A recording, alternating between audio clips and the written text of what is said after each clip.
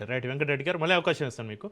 శ్రవణ్ కుమార్ గారు మీరు చెప్పండి, ఎస్ సార్. కాంగ్రెస్లో అంతర్గత కుమ్ములాటలు ఒకవైపు, బీజేపీ జాతీయ కమిటీలో రాష్ట్ర నేతలకు ఎదురుదెబ్బ మరోవైపు, ఇక బీఆర్ఎస్ ప్రజాక్షేత్రంలో దూకుడు పెంచుతున్న ప్రస్తుత తరుణంలో ఇక 2028 నాటి రాజకీయ సమీకరణాలను ఈ పరిణామాలు ఏ విధంగా శాసిస్తాయంటారు?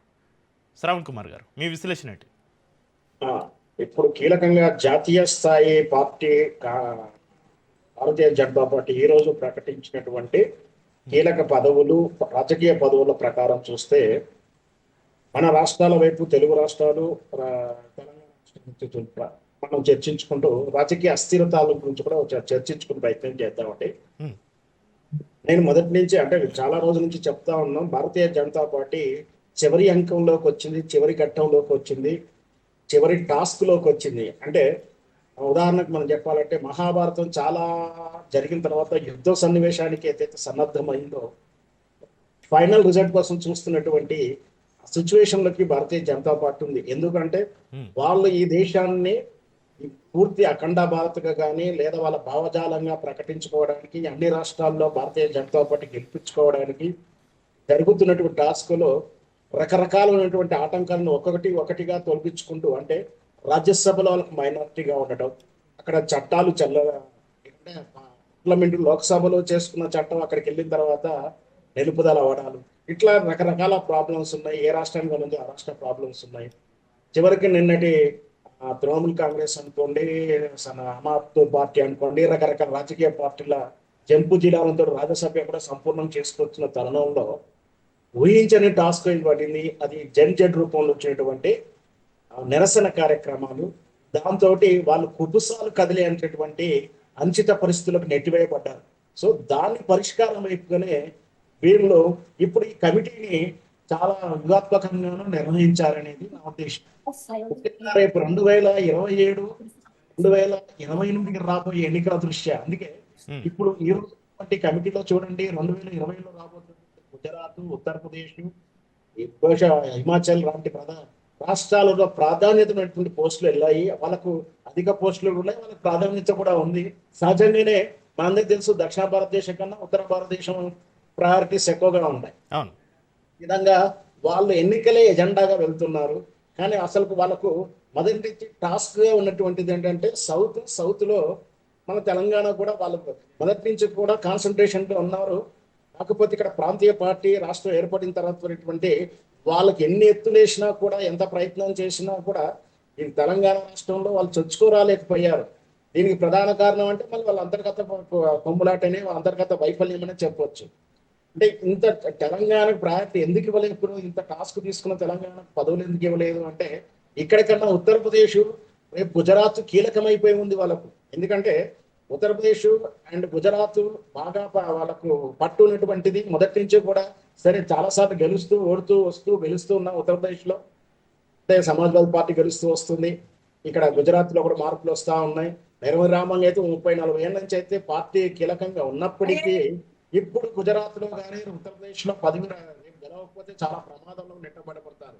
సో దానికి కాపాడుకుంటూ అక్కడ ప్రయారిటీ ఇచ్చారు.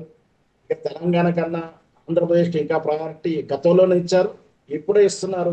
ఇప్పుడు ఇంకా ఇవ్వడానికి తెలంగాణ కాదని ఆంధ్రప్రదేశ్కి అగ్రతాంబూలం మనకన్నా ముందు ఉండడానికి కారణం ఏంటంటే, మనందరికి తెలిసిందే, ఇప్పుడున్నటువంటి కూటమికి టీడీపీ అండ్ జనసేన ఎంత కీలకమో. అవును. ఇంకొకటి మొదటి నుంచి ఉన్నారు, ఇంకోటి రేపటి కూడా విశ్వసనీయత ఉన్నటువంటి 20-30 సీట్లు కాబట్టి, 20 సీట్లు కాబట్టి వాళ్ళకు ప్రయారిటీస్తూ ఆ పార్టీని కూడా వాళ్ళ ఆంధ్రప్రదేశ్ నాయకులు కూడా మంచి న్యాయం చేశారు. పర్వాలేదు, ఎవరికి ఏమిచ్చినా కూడా తెలంగాణ ఇవ్వకపోవడానికి కారణం ఏంటంటే ఉన్న పదవులు పోయాయి, ప్రయారిటీ అనేది కనిపిస్తలేదు. రేపు ఇంకా అంటే ఊహాగానాలు లేదా రాజకీయ వర్గాల్లో వినిపిస్తున్న చర్చ ఏంటంటే, రేపు మారబోయేటువంటి మంత్రివర్గంలో కూడా ప్రాధాన్యత పోస్టులు పోతాయేమో అని కూడా. గతంలో కూడా మనం బండి సంజయ్ గారికి చూశాం, నేను తీసుకెళ్లి అక్కడ అంటే ప్రాంతీయ స్థాయి పోస్ట్ నుంచి తీసుకెళ్లి జాతీయ స్థాయిలో ఫుల్ఫిల్ చేశారని చెప్పారు. హ్మ్. ఇప్పుడు మరి ఆ పరిస్థితులు ఎలా ఉంటాయి, ఇవన్నీ కూడా భారతీయ జనతా పార్టీ ఒకవైపు టాస్క్లు ఎదుర్కొంటా ఉంది, అవును. రెండో వైపు అంతర్గత అంటే ప్రాంతాల వరకు చూస్తే, మన తెలంగాణ చూస్తే అంతర్గత కుమ్ములాట. ఎందుకంటే ఏకంగా మరీ డబ్బులు స్పాన్సర్షిప్ ఇచ్చి, ఫ్లెక్సీలు పెట్టించి నెగిటివిటీ ప్రచారం చేయడం, బ్లేమ్ చేసుకోవడం, ఒకరినొకరు టాస్క్ తీసుకోవడం, ఈ సంస్కృతి కాంగ్రెస్ లో అంటే నేను కాంగ్రెస్ పార్టీ నెగిటివ్ అనడానికి మొదటి నుంచి మనం అందులో చూసిన సంస్కృతి ఇప్పుడు బహిరంగంగా భారతీయ జనతా పార్టీలో చూస్తున్నాం. రాజ్నాథ్ సింగ్ గారు రాజా సింగ్ గారు అయితే స్పష్టంగా చాలా సార్లు ప్రతి సందర్భంలో విమర్శలు చేస్తూనే ఉన్నారు. అవును. అంటే ఇక్కడ ఇక్కడ నాయకత్వం పొసగట్లేదు, ఇక్కడ టాస్క్ ఆఫ్ ఫీల్ అవుతా ఉంది.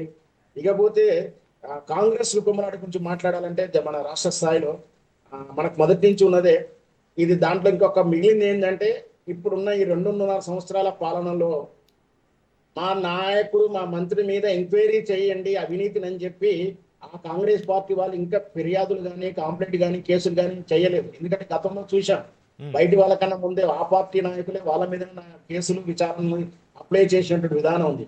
అది లేదు కానీ ప్రస్తుతానికి అది రేపో మాపో చూడబోతాం కానీ ప్రస్తుతానికి మాత్రం ఒక నాయకుడి మీద ఇంకొక నాయకులు మంత్రివర్గాల మీద ఎంక్వైరీలు.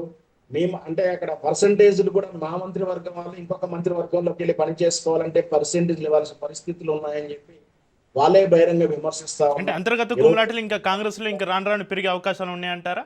ఇంకా ఎలక్షన్స్ దగ్గర పడుతున్నా కూడా మళ్ళీ ఒకసారి ప్రశ్న, కాంగ్రెస్ లో అంతర్గత కుమ్ములాటలు ఇంకా పెరిగే అవకాశం ఉందంటారా? ఎందుకంటే ఎన్నికల దగ్గర పడుతున్న కొద్దీ డ్యామేజ్ కంట్రోల్ చేసుకునే అవకాశం లేదంటారా? లేదండి, గాంధీ భవన్ లో సెక్యూరిటీలు పెంచుకున్నారంటే అర్థం చేసుకోవాలి. అక్కడ బాయి అంటున్నారు, కింది స్థాయి జిల్లా అంటే ప్రజలు వెళ్ళి నిరసన కార్యక్రమం చేసే కార్యక్రమాలకు సెక్యూరిటీ దృష్ట్యా ఒక రకంగా ఉంటుంది. ఈవెన్ కింది జిల్లా స్థాయి నాయకుల గొడవలంతా కూడా అక్కడికి వెళ్ళి బస్తీ మెస్ అవ్వాలంటున్నారు. ఒక ఒక అంటే కీలక నాయకులు ఒక మంత్రివర్గం మీద కావచ్చు, పెద్ద నాయకుల మీద ఒకరినోలి బహిరంగ విమర్శలు. మా బిల్లులు పాస్ అవ్వట్లేవు, మా నియోజకవర్గం డబ్బులు రావట్లేవు, మా నియోజకవర్గం ఫలానా అంటే ఇంకా ఇప్పుడు దీంట్లో ఇంకొకటి ఏంటంటే జంపు జిల్లాలు 10 మంది వెళ్ళిన వాళ్ళు ఇటువైపు అటువైపు తెలియదు. అంటే అధికారులు ఏ పార్టీ ఉన్నా కూడా ఇలాంటి సమస్యలు కామన్ కదా శ్రావణ్ కుమార్ గారు? అదే కాంగ్రెస్ లో కామన్. ఇప్పుడు నేను ఇన్నాళ్ళు గుమ్మనంగా ఉన్నటువంటిది ఆ కామన్ పాయింట్ ఒక్కటి మిస్ అయింది. అన్ని ఉంటున్నాయి, ఎక్కడ తక్కువేం లేదు. ఆ మంత్రివర్గంలో జరిగినటువంటి అవినీతిని ఎంక్వైరీ చేయనట్టు ఆ నాయకులే కంప్లైంట్ చేసే వ్యక్తి మాత్రం వెళ్ళింది. జరగాల్సిన కార్యక్రమాలు జరుగుతూనే ఉన్నాయి. ఢిల్లీకి వెళ్ళి హిల్స్ ఇస్తున్నారు, సాక్ష్యాలు ఇస్తున్నారు, ఫలానా వాళ్ళు మా వాళ్ళకి ఇట్లా జరుగుతుందని అంటే బయట ఇంటెలిజెన్స్ పెట్టలేదండి, బయట ఇంకేది పెట్టలేదు. వాళ్ళ కాంగ్రెస్ నుంచే వాళ్ళే ఒకరినోరు ఫిర్యాదు చేసుకుంటున్నారు. ఇదంతా కూడా ఏంటంటే ప్రస్తుతానికి అంటే దాన్ని ఎవరికప్పుడు నిప్పులా ఉన్నారే కానీ రేపు మాపు మంత్రివర్గ విస్తరణ జరగబోయే అవకాశాలు ఉన్నాయి. ఖచ్చితంగా చేసుకోవాల్సిన పరిస్థితులు ఉంటాయి. ఆశావాదం అది తర్వాత ఇంకా కొంచెం ఇంతకన్నా విస్ఫోటనమే చిన్నపాటి విస్ఫోటనం జరుగుతుండవచ్చు.